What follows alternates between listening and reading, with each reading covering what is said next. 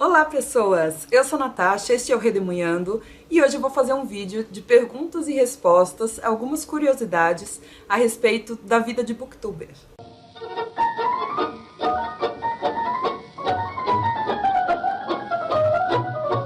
Então, gente, a ideia desse vídeo surgiu porque no Twitter estava tendo uma moda de quantos likes um tweet recebesse, a pessoa ia responder com algumas curiosidades a respeito da profissão dela. Eu fiz também no meu Twitter, então a cada like que eu ganhasse, eu colocaria uma curiosidade a respeito de ser professora e de ser booktuber, porque aí eu acho que teria mais assunto para falar. E aí eu achei que saíram algumas curiosidades interessantes que eu acho que o pessoal aqui do canal ia gostar de saber, e também algumas perguntas que pode ser a dúvida de muita gente. Então eu vou responder aqui. E também porque o canal Redemunhando fez 4 anos no dia 14 de fevereiro. Então eu queria agradecer a todo mundo que acompanha o canal. Muito obrigada, vocês não sabem o quanto isso me deixa feliz.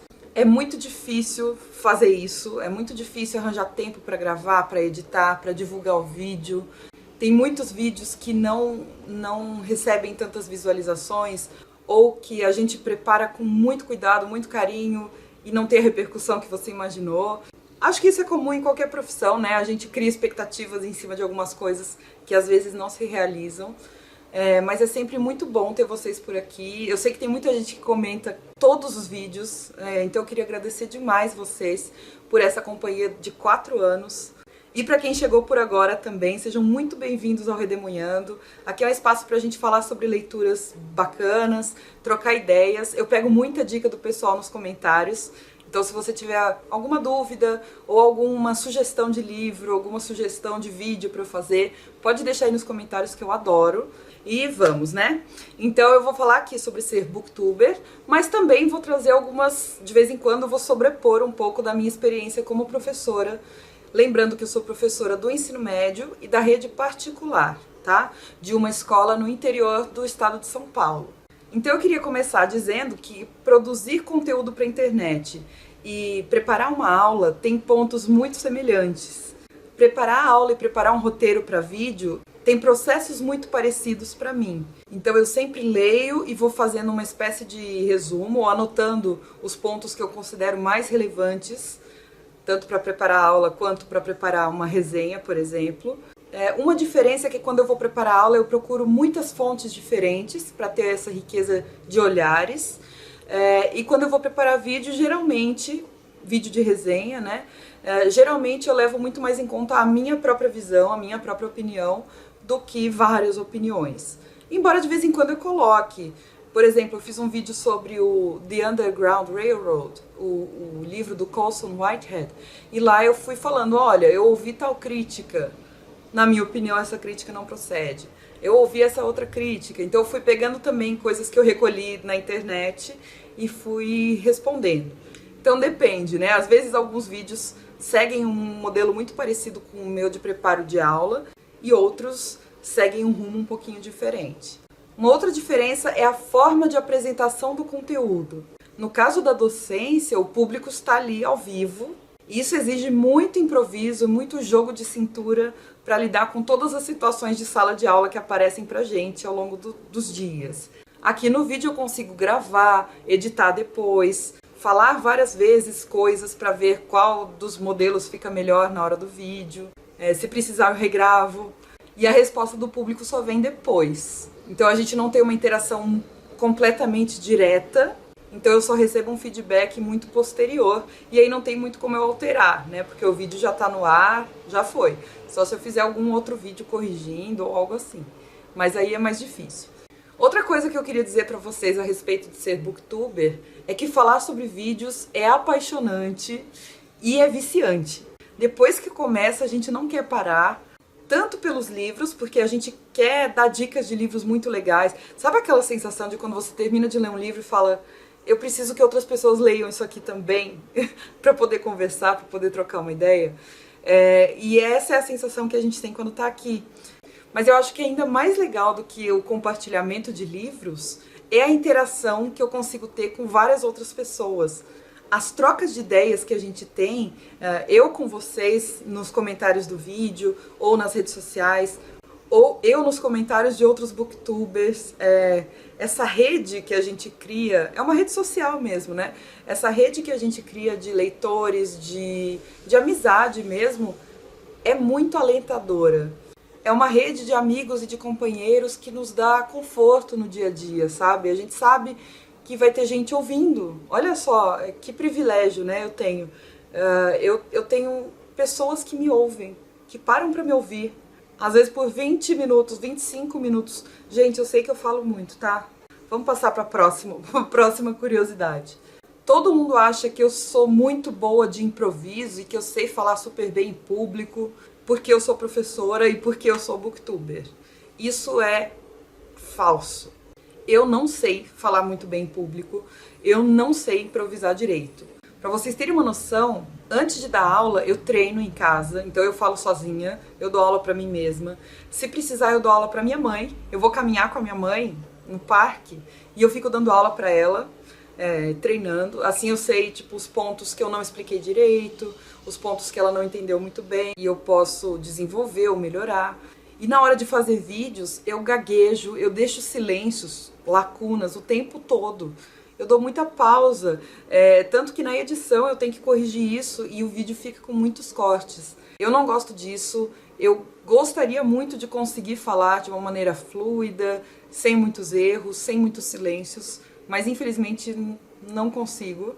Eu treino para fazer isso um pouco melhor, mas eu acabo ficando um pouco nervosa e como o canal para mim é um hobby, eu acho que também me cobrar muito nesse sentido vai tirar a diversão que eu tenho com isso.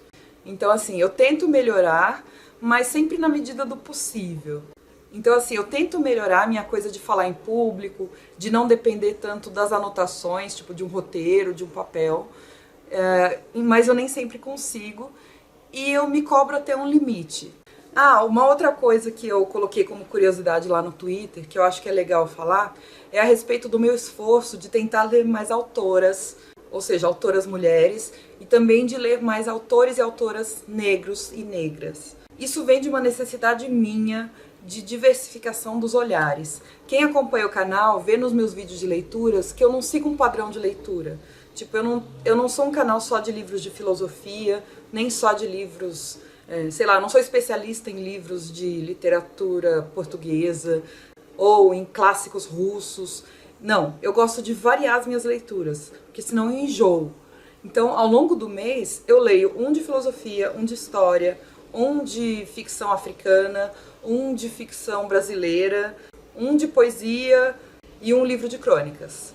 Sabe, eu preciso variar o gênero da leitura e eu acho que essa coisa de ler autoras e ler autores e autoras negros traz olhares diferentes daqueles que a gente está tradicionalmente acostumado a ver.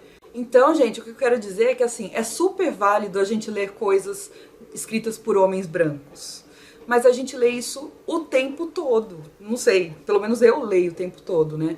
Se eu me deixar num piloto automático, todos os livros que eu pego praticamente são escritos por homens brancos, geralmente europeus ou estadunidenses. Então, assim, eu faço um esforço para prestar um pouquinho de atenção nessa diversidade de leituras. No começo do ano eu fiz até um vídeo mostrando o meu balanço de leituras do ano passado. Se você quiser ver, o link está aí nos cards ou na descrição. Porque eu acho que se a gente só ler um tipo de autor ou um tipo de coisa, o nosso olhar fica um pouco estreito. A gente cai naquele perigo da história única que a Chimamanda fala lindamente num vídeo dela do TEDx.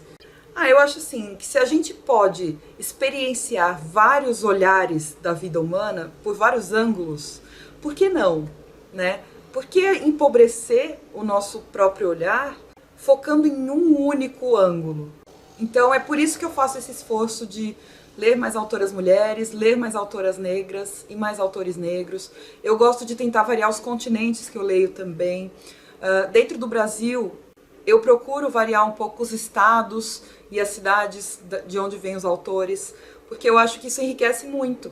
Esse ano, nas minhas metas para 2019, eu também coloquei o projeto de ler pelo menos uma autora ou um autor indígenas.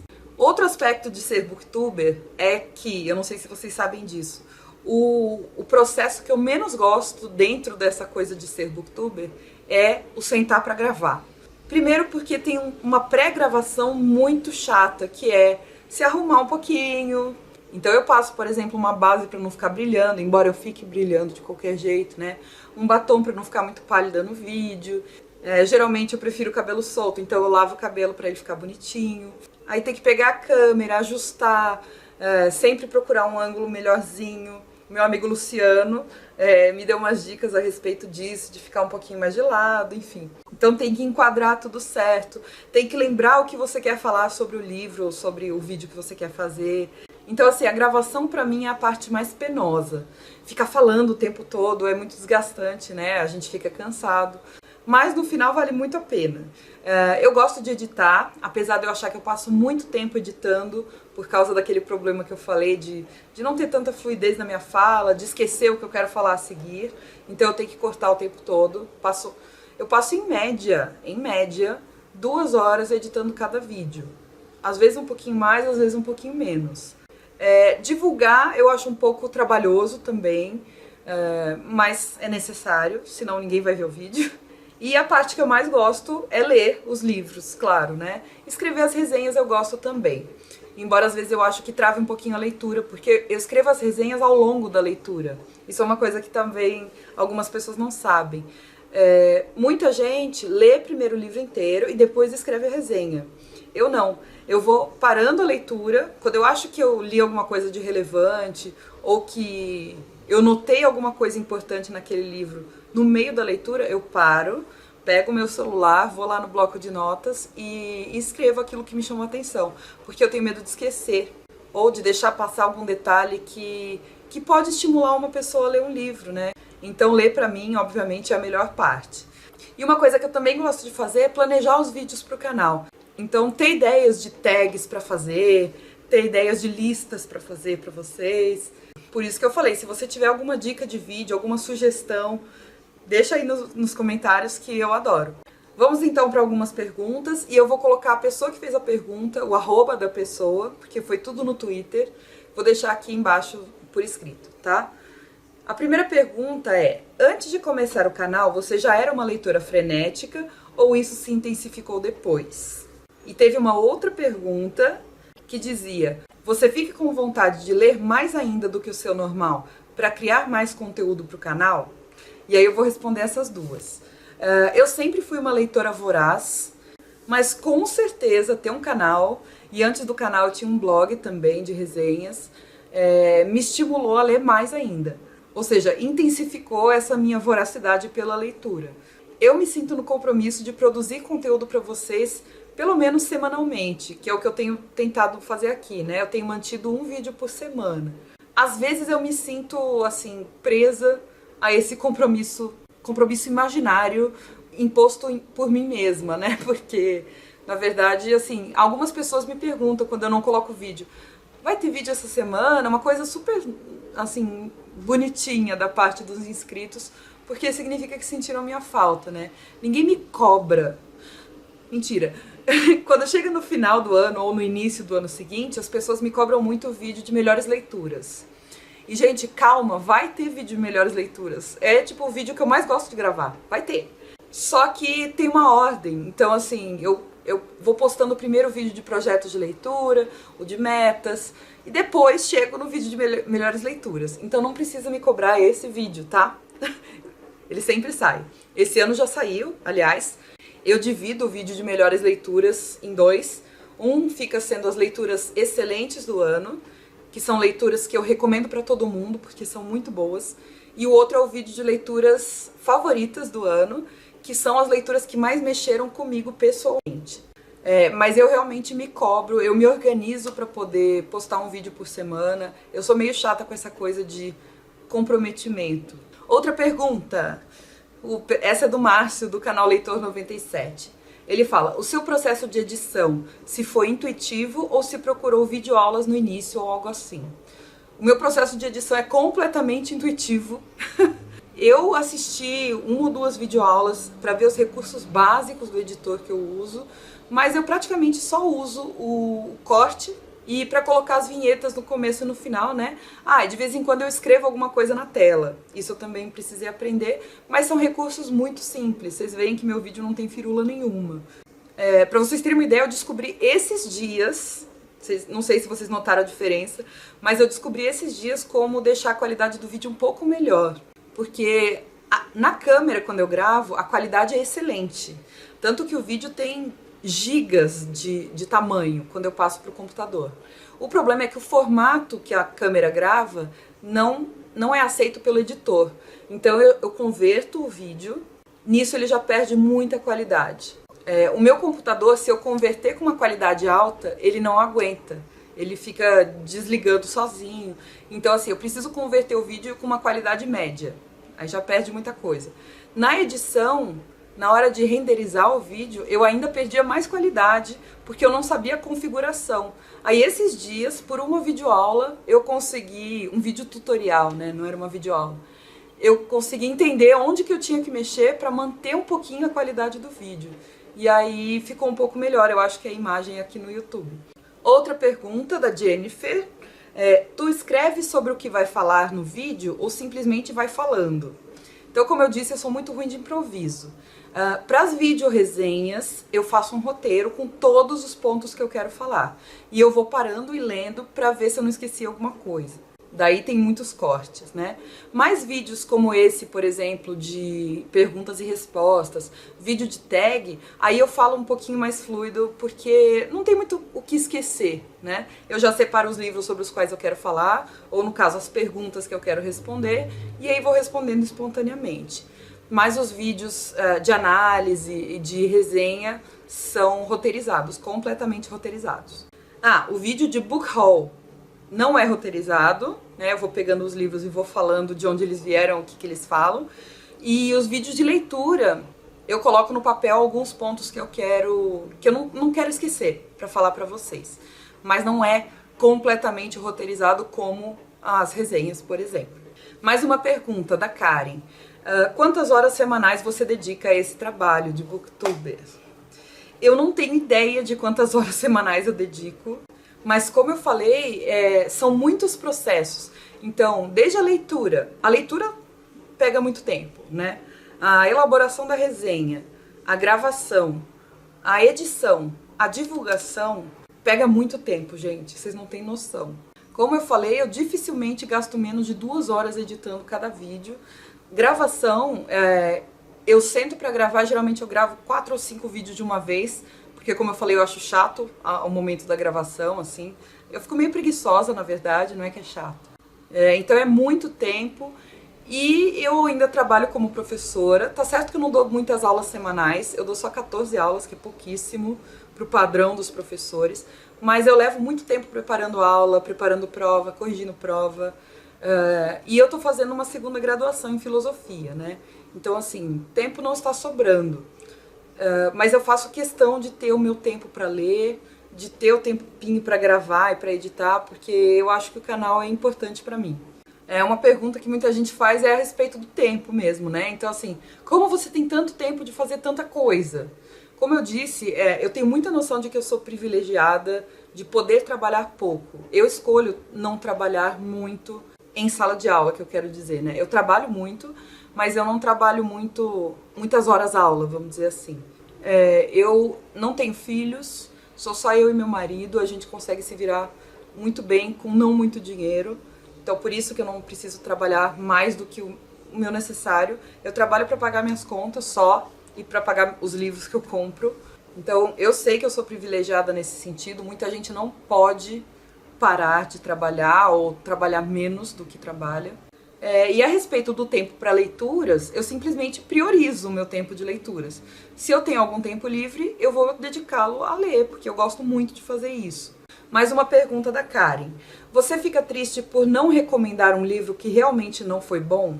Tipo, por ter gastado seu tempo lendo e não ter atingido suas expectativas? E eu fico muito triste de não ter gostado de um livro. Eu sei que é um processo normal, né? Tipo, às vezes a gente não gosta de um livro. Mas eu fico muito triste, principalmente quando é um autor nacional, um autor independente, que mandou o livro pra gente ler, sabe? Eu sei que tem muito, muito trabalho envolvido ali. E eu acho muito chato falar mal de um livro. Falar mal não, né? Dizer que eu não gostei de um livro, porque pode desestimular a leitura, inclusive de leitores que gostariam do livro, né? Porque é simplesmente a minha opinião, não é a verdade absoluta sobre aquele livro. Mas nesses casos, eu tendo a preferir não gravar um vídeo sobre aquele livro do que gravar um vídeo falando defeitos ou só pontos negativos, né? Eu acho que prejudicaria mais. Eu prefiro manter o silêncio. O que eu realmente gosto é fazer resenha de livro que eu amo. Isso aí não tem nem comparação. Dá até pra ver quando eu gostei muito de um livro, porque eu fico entusiasmada na hora do vídeo, eu quero passar todo o amor que eu tive na hora de ler. Mais uma pergunta da Karen. A Karen, gente, é minha ex-aluna, linda, maravilhosa. E aí ela fez muitas perguntas legais. A sua experiência como professora ajuda ou atrapalha na hora de gravar um vídeo? Por exemplo, falar muito didaticamente, se perder no tempo, explicando ou contando algo do livro, etc. E aí eu acho que depende do ponto de vista. Ajuda no sentido de que eu acho que os vídeos ficam muito mais completos e muito mais claros. Ou se quiser usar a palavra aí, didáticos, né?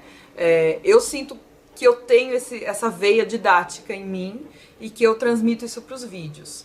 Eu sempre penso numa linha de pensamento. Então, assim, eu sempre penso em apresentar o enredo do livro, depois falar um pouquinho dos personagens, ou do ambiente, ou de alguma coisa que me chamou a atenção, e a partir daí falar a minha opinião.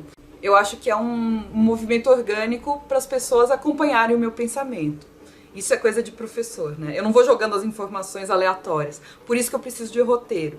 Mas eu acho que essa coisa do ser professora em vídeo também atrapalha, principalmente no tamanho dos vídeos, tipo, no comprimento que eles ficam. Eu sei que são vídeos muito longos, eu gravei o vídeo, eu assisti na hora de editar, certo? Então, assim, eu tenho noção de que o vídeo ficou grande. E eu sei que muita gente não tem paciência para assistir.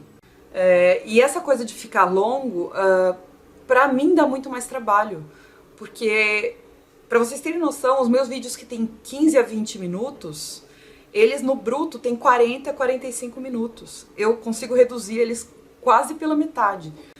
Mas é uma escolha minha. Eu prefiro fazer um vídeo mais longo, mas que seja mais completo, tipo um vídeo que me deixe satisfeita em termos de conteúdo, do que um vídeo mais curto, que eu sei que mais gente vai assistir, e que eu não consiga falar tudo que eu quero ou tudo que eu acho relevante. É uma escolha que eu faço, né? E eu acho que o meu público entende muito bem isso. Por isso que no começo do vídeo eu falei, eu sou muito grata a vocês. Eu sei que não é fácil arranjar 20 minutos do nosso dia para assistir a um vídeo. Por isso eu valorizo muito vocês, tá? Essas são as perguntas que eu tinha separado lá no Twitter. Se você tiver mais alguma pergunta, deixa aí nos comentários. Quem sabe a gente faz uma parte 2 desse vídeo de perguntas e respostas. Não se esquece de deixar um joinha se você gostou. E a gente vai se falando nos próximos vídeos, nas redes sociais e nos comentários, tá bom? Um beijo pra vocês, até o próximo. Tchau!